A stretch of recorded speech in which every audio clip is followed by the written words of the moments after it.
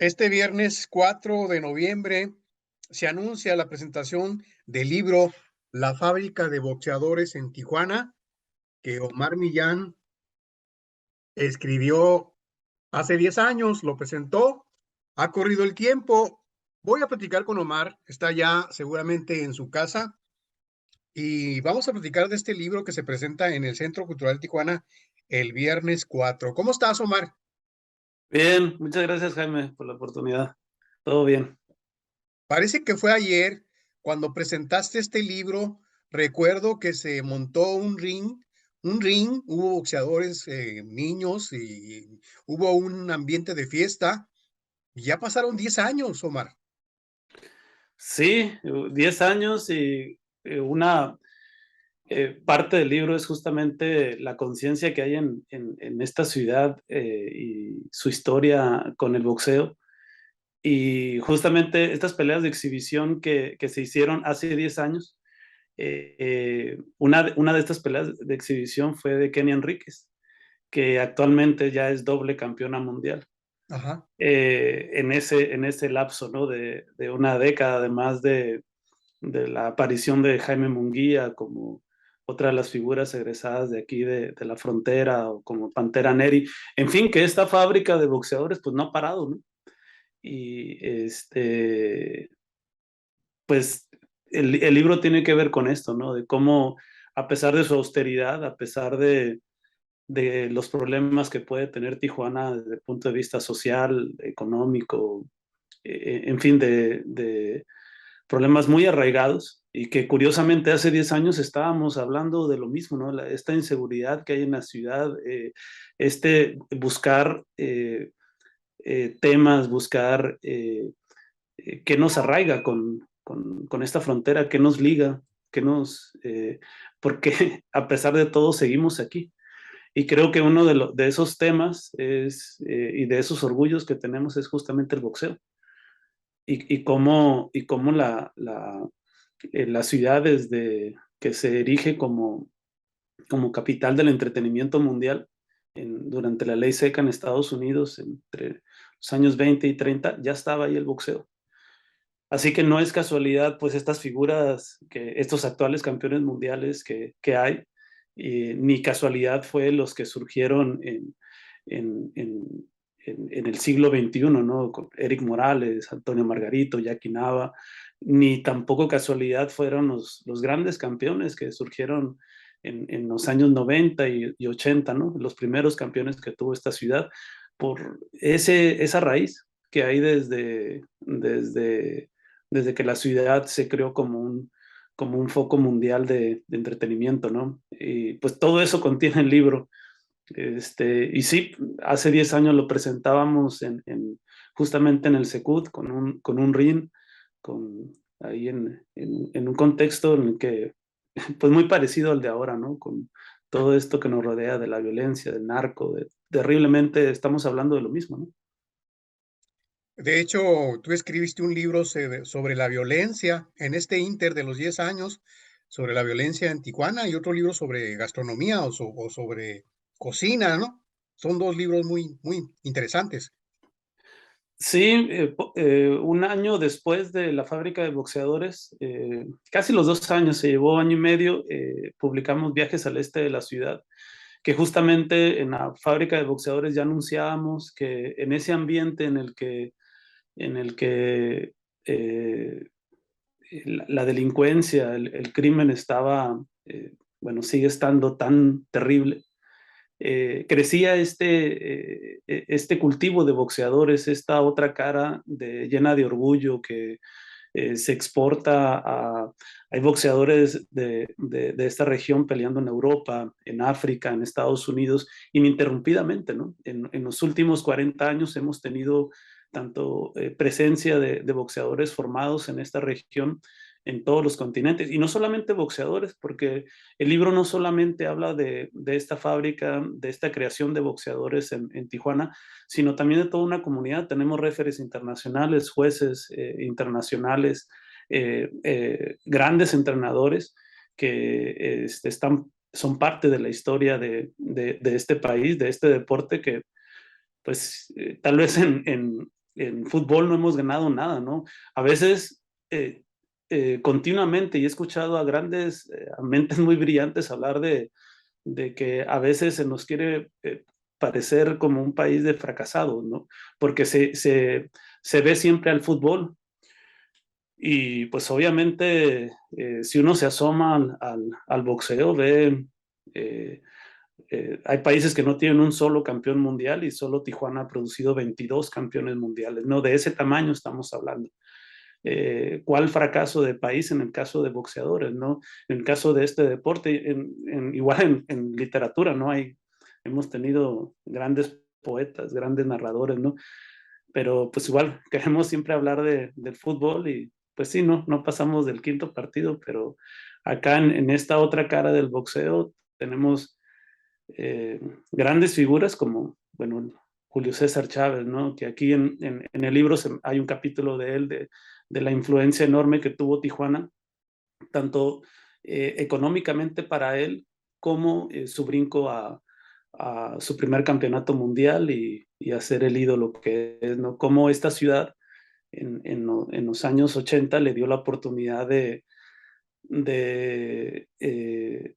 tener justamente lo que ocupaba un peleador de ese nivel, los rivales, la competitividad, el salario que ocupaba un peleador de ese tipo para crecer más y para pues brincar a las grandes ligas, ¿no? Y todo eso se lo dio Tijuana, todo fue una escuela para él, ¿no?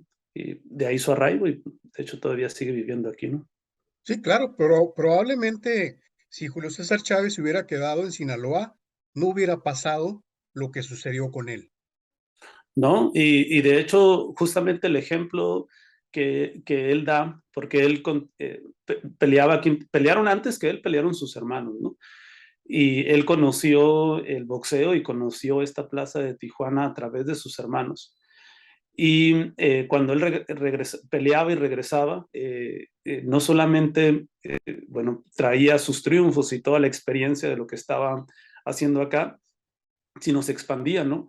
Y se dio también lo cuento en el libro de cómo la comisión, la comisión de Ciudad de México, la comisión de boxeo, cómo devaluó el cinturón de los pesos nacionales, ¿no? Este cinturón que tenía tanto prestigio y de ahí que se da su lugar a Tijuana. Es cuando surge esta ciudad como capital mundial del boxeo, de cómo generaciones a partir de esta experiencia de Julio César Chávez, cómo llegan a Tijuana boxeadores de todas partes del país, entrenadores, a buscar una oportunidad y sobre todo aprovechar lo que ha sido Tijuana y que, bueno, aparece en el libro, ¿no? La cercanía que tiene con las dos capitales mundiales, Los Ángeles y Las Vegas, que son las capitales donde están los grandes las grandes bolsas, ¿no? Para los boxeadores. Hace un par de años fui a la librería Gandhi, que está ahí cerca del Centro Cultural de Tijuana, y me di cuenta de que se estaba vendiendo una nueva edición de tu libro. Te mandé una foto incluso, y creo que ahí se comenzó a gestar la probable presentación de los 10 años de tu trabajo. Yo he seguido de cerca la edición de libros en Tijuana y creo que tu libro es el Sí. más vendido en la historia, ¿eh? ¿Cuántas ediciones se han hecho? Tres. Hay una que hizo, no sé si la editorial la incluye, pero se hizo una edición especial para la Secretaría de Cultura, que fueron 2,000 ejemplares. Y andamos alrededor de los 15,000 ejemplares, 15,000, 16,000 ejemplares. Y estamos hablando de un libro que no es de bolsillo, Caro, ¿no? que no es barato, es un libro que se ha ido recomendando de boca en boca. Creo que has causado un impacto no solamente en el sector boxístico.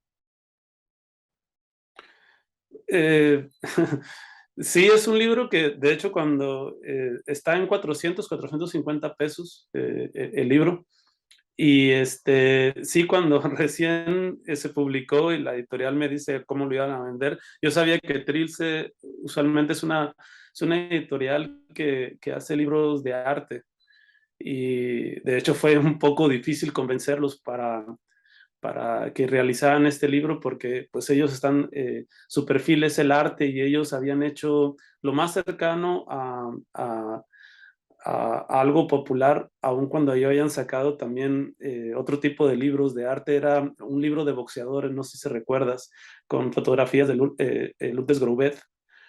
Y yo creí que, bueno, podía ser por ahí, pero en fin, que cuando me dicen el precio dije, no, esto no se va a vender, ¿no? Pero creo que mucho antes de que se hablara de restaurar el tejido social de Tijuana o de ciudades que hemos sufrido muchísimo todo este impacto de la guerra contra el narco, eh, el libro, yo había publicado un reportaje para Gato Pardo.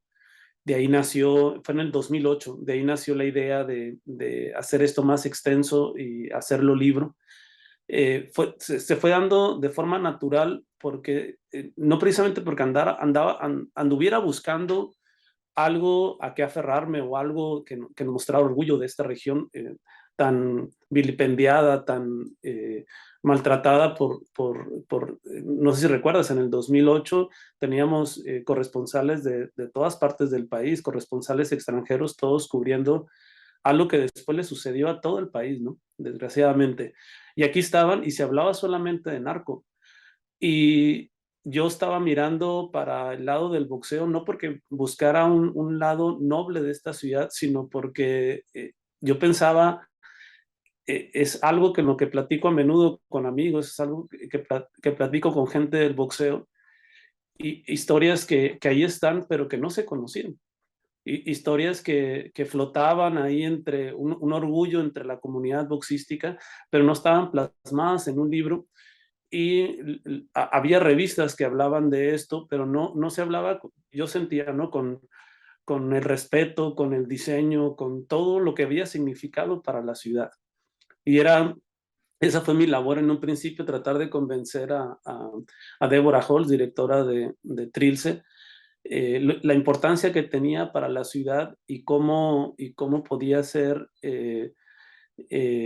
a través del texto contar paralelamente la historia de esta ciudad, que al final de cuentas fue lo que convenció a la editorial, no tanto las fotografías o no tanto este argumento, sino que le enviara los textos. Ya tenía para entonces 5 capítulos, le envié 2 a mi editora y pues le gustó. En principio me decía, mándamelo, no, yo no voy a publicar nada de boxeo porque no me gusta, de hecho detesto al boxeo, me dijo. Y le mandé los textos y la semana me estaba diciendo lo publicamos.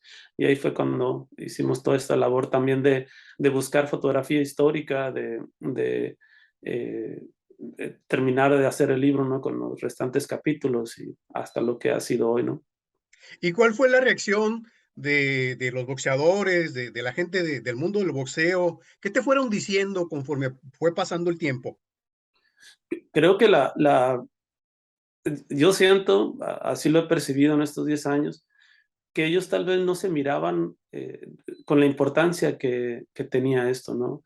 Sabían que habían hecho, la mayoría de ellos sabían que habían hecho algo bueno, pero no se sentían que estaban dejando tanta historia, que estaban dejando tanto conocimiento justamente a los que apenas están iniciando en este deporte, o aquellos que por primera vez se asoman al boxeo y creen que, bueno, este campeón surgió de la nada, ¿no? Eh, Creo que la misma gente del boxeo sintió, o al menos yo lo percibo así, que advirtió la importancia que realmente tenía, advirtió la historia que estaba haciendo, y a ellos incluso se ven distintos ahora, ¿no? A partir de esto se han hecho programas de televisión bueno, yo mismo hice un documental basado en el libro. Se han hecho varios cortometrajes también del boxeo. Se hizo una película que no se nos dio crédito, ¿no? Pero es el de Bazooka con Luis Gerardo Méndez. Ujú. ¿Cómo se apellida el director? Que justamente la editora le había entregado el libro para ver si lo querían hacer ellos en ficción, y después apareció la película sin darnos crédito. Pero es decir, ese es parte del impacto que se dio, y creo que que funcionó en el sentido de reconocerse como algo que estaba dejando huella y que debían darle la importancia que tenía el boxeador y todo el resto de la comunidad boxística, ¿no? Que no se miraba con esa importancia. No se miraba tampoco que tuviera tanto arraigo, que tuviera esa raíz desde prácticamente desde que nace la ciudad, que tuviera tanto arraigo, que hubiera significado tanto también para la ciudad. Y este orgullo que no es nuevo. Cuando lo publiqué, pues una de las grandes figuras era Eric Terrible Morales. Ya para entonces una figura que estaba en su último apogeo, sin embargo ya había dejado sus grandes peleas, el nombre de Tijuana, si lo recuerdas. Hay algo que tienen los boxeadores de aquí que pues llevan en el cinturón el nombre, ¿no? Jackie Nava estaba haciendo, hay un capítulo en el libro que hablo de ella y el sueño que tenía, estaba retrasando ser madre porque quería dejar huella en el boxeo. Todavía no se hablaba de que era la mejor peleadora que ha dado este país. Ella misma no había conseguido lo que quería. Y ahí se habla en este capítulo de eso, que visto ahorita o leído ahorita, pues funciona muy bien porque pues es lo que realmente dejó y la importancia que tiene, ¿no? Y cómo entró accidentalmente a este deporte. Creo que esa es la perspectiva que tengo de lo que ha dejado el libro en la comunidad boxística. También hay algo que parece muy, que tiene poca importancia, pero que lo explico a profundidad en el libro, que es el hecho de que niños inicien en el boxeo en los gimnasios y estén cercanos a campeones mundiales o a peleadores de élite ya, peleadores que ya tienen experiencia, peleadores profesionales que tienen experiencia en el extranjero, que es algo que no sucede en ninguna parte del país, en ningún otro gimnasio de boxeo y ni ninguna otra disciplina. El que un niño que apenas empieza y que va al gimnasio y lo dejan al CREA, lo dejan al gimnasio del auditorio, en fin, en cualquier gimnasio, prácticamente cada gimnasio de esta ciudad tiene, si no un prospecto, tiene un campeón mundial o un expeleador que está ahí. Y que este niño que no sabe nada del boxeo, de pronto lo dejan ahí y vea que el sueño de primero volverse profesional y después volverse campeón mundial, pues no se ve lejano porque está sudando a un lado tuyo. Esa comunicación de un boxeador de experiencia o de un campeón mundial que esté a un lado tuyo entrenando en un gimnasio no se da en ningún otro, ni en ninguna otra disciplina ni en ninguna otra parte del mundo, ¿no? Solamente aquí en Tijuana. Y eso es lo que ha hecho que se generen muchos boxeadores y que también se expanda esta experiencia de lo que ya sea con los entrenadores o con los managers o con cómo les fue en determinadas peleas importantes, cómo controlar el nervio, todo eso que se aprende con la experiencia, pues aquí lo tienes a un lado en el gimnasio que te puede dar ese consejo o esa voz que necesitas, ¿no? Eso es, para mí es muy importante rescatarlo porque solamente se da aquí, ¿no? Recientemente entrevisté a la periodista Araceli Martínez, que escribió un libro sobre los 100 años de los bomberos en Tijuana. Y el año pasado entrevisté a José Nava del Colegio de la Frontera Norte, que escribió el nacimiento de la lucha libre en Tijuana en los años 40, específicamente.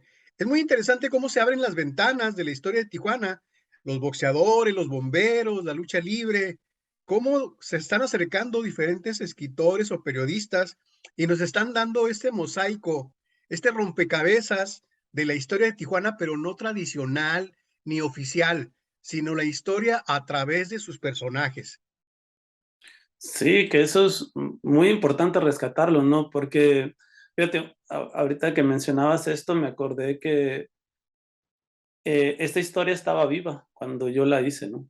De pronto se vino la pandemia y se vinieron otras cosas, ¿no? Y muchos de los personajes, algunos de ellos fallecieron, pero cuando hice el libro estaban la historia viva, ¿no? Estaban los referees, estaban los entrenadores, estaban los ex campeones, estaba toda esta gente aquí. y pareciera a veces que estaba esperando la entrevista o estaba esperando esto, que los tomaran con la seriedad o con la profundidad que requería el oficio que habían hecho, ¿no? Porque muchos de ellos o bien estaban olvidados o no se conocía su historia, pero era así, ah, sí, pasó. Y creo que eso también sucede en los otros ámbitos, como los que mencionaban, ¿no? La de bomberos o la de lucha, la lucha libre. Ahí están y no se ha o no se había mirado con la profundidad que se requiere, porque estos personajes, pues, los tenemos, son historia viva, ¿no? Tenemos que rescatar sus historias porque pues ahí está también la nuestra, ¿no? Nuestros orígenes. Oye, ¿llegaste a conocer a personajes como Ray Solís, el referee? Sí, justamente se me vino a la mente ahorita que te lo iba a mencionar. Es Un caballero, ¿eh? Fue un sí, caballero. en el libro aparece en varios capítulos. De hecho, el primer capítulo cierra con él y esta sabiduría que tenía, hay un regaño que es la contraportada del libro, es un regaño de él, porque justamente nos quedamos para una entrevista y platicábamos. Invariablemente, para iniciar la plática, estábamos hablando de Tijuana y de la violencia. Y yo le decía, bueno, ven, yo estaba, para ese entonces ya estaba trabajando el de viajes al este de la ciudad y venía pues, de cubrir un evento ahí violento. Y pues traía la adrenalina y platicándole me dice, no, no, no, ustedes los periodistas siempre exageran la violencia. Aquí hay que hablar de las cosas buenas, dice, como el boxeo. Toda la temática de Don Ray Solís siempre invariablemente regresaba al boxeo y el orgullo que representaba para él, pues codearse, ¿no? Como tercer hombre del ring con las más grandes estrellas del boxeo en los últimos 50 años, ¿no? Y sí, está Don Ray Solís, está Don Memo Ayón y esta historia que siempre flota con él, ¿no? Cada vez que me lo encuentro y que platico con él es la contienda que tuvo con Sugar Ray Robinson en el toreo de Claro. Tijuana. Y sí, están justamente Gaspar Indio Ortega, aparece también un capítulo con él. Quizá la primera gran figura, no solamente de Tijuana, la primera gran figura de México, ¿no? Hay quien, desgraciadamente, menospreciada o olvidada a nivel nacional. Gaspar Indio Ortega vivió en la colonia Morelos. Él, justamente su apodo lo lleva porque no tenía para zapatos. Llegaba descalzo a la escuela y desde ahí lo empezaron a apodar el Indio. Pues este indio se fue, quería ser torero, como muchos aficionados en los años 50, principios de los 60, y se fue tomó un autobús de San Isidro a Nueva York. Estuvo 2 años en Nueva York y regresó pues ya como la máxima figura del boxeo. Todavía hasta la fecha tiene un récord de 21 peleas transmitidas a nivel nacional por la radio, 21 peleas en el Madison Square Garden. No hay ningún peleador mexicano que lo tenga. Y tiene un récord, ahorita no recuerdo si son 60 peleas transmitidas a nivel nacional de todas las que hizo. Era de esas figuras, no fue campeón mundial porque en ese tiempo era el campeón mundial era aquel que peleaba con todos, no, no había lo que hay ahorita, ¿no? 5 organismos de boxeo, tienen campeones mundiales, campeones interinos y no había nada de eso. El que era campeón peleaba con todos los retadores. Era muy difícil ser campeón en los años 50, 60, todavía ya los 60 ya se empiezan a crear los diversos organismos y ya pues esto se vuelve más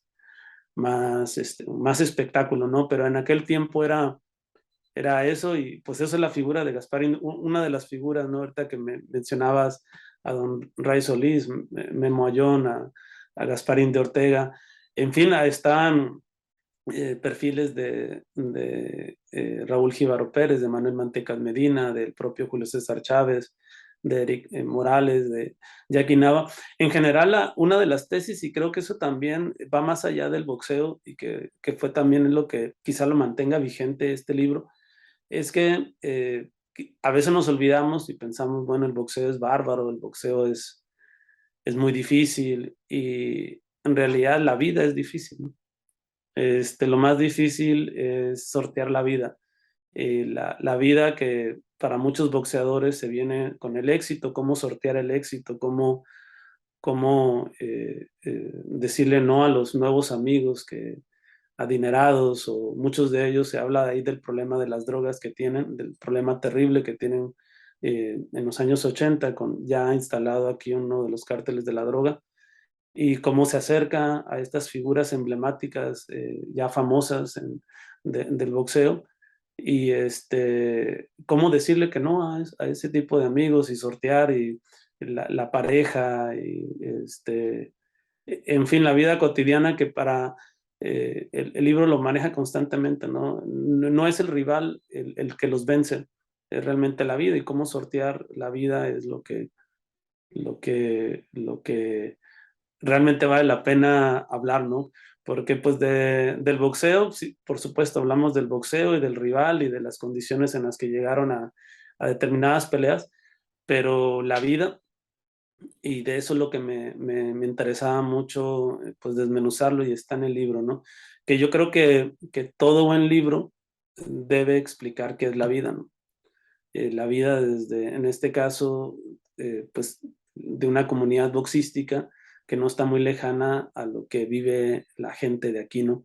John Lee Anderson, en el prólogo de este libro, pues menciona eso, ¿no? De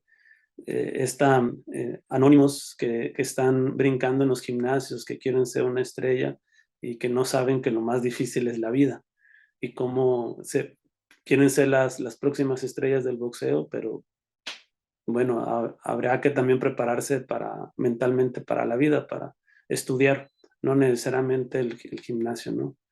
Entonces, En una próxima edición puedes agregar un anecdotario.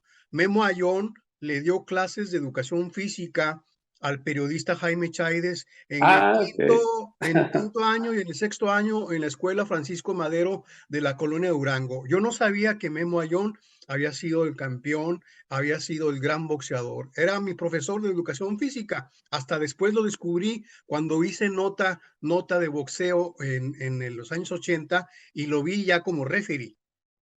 Qué padre. Sí, sí, sí, sí. También tienes otra anécdota, ¿no? Ahí justamente con los personajes que están en la portada del libro, Claro, ¿no? claro, la mejor pelea que he visto, Felipe Urquiza contra Carita Sandoval. ¿En qué va a Sí. consistir la presentación de este viernes 4 de noviembre, Omar?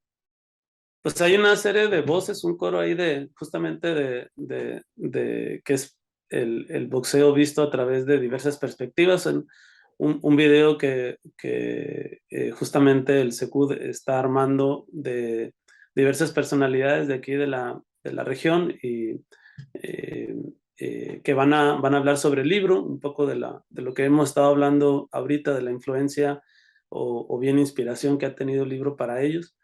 Y me van a acompañar ahí en la mesa Guillermo Mayén y Carlos Labastida, ambos pues conocedores del boxeo. Ellos tienen el programa La Ruta del Boxeo, y van a estar ahí conmigo, y estaremos ahí alrededor de una hora 15, hablando del libro. Y quiero leer un fragmento de un capítulo que siento que es el que más, como todo cronista, a veces, no a veces, regularmente hablamos de los demás, pero inevitablemente estamos también ahí. Llegamos a los temas o a determinados personajes porque tenemos algo de ellos, ¿no? O a veces mucho de ellos.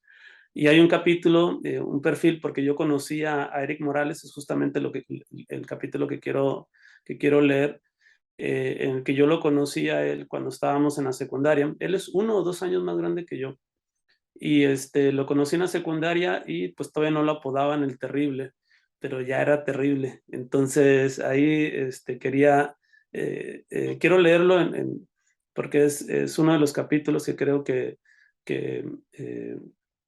hablan de lo que es esto, a veces cuando digo periodismo narrativo o crónica, como que no queda muy claro qué es el estilo o esta manera de contar una historia.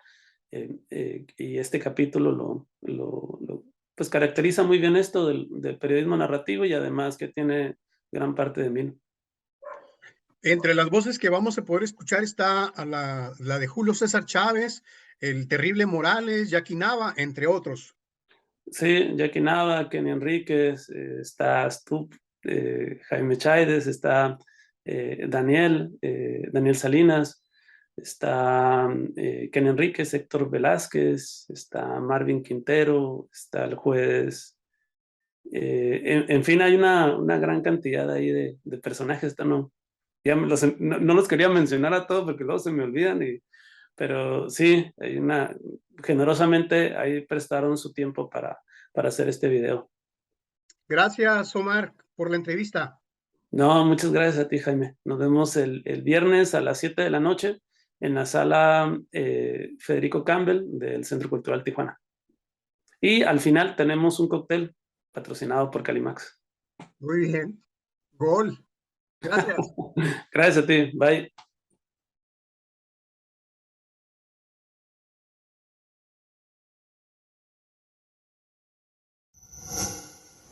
Gobierno de México.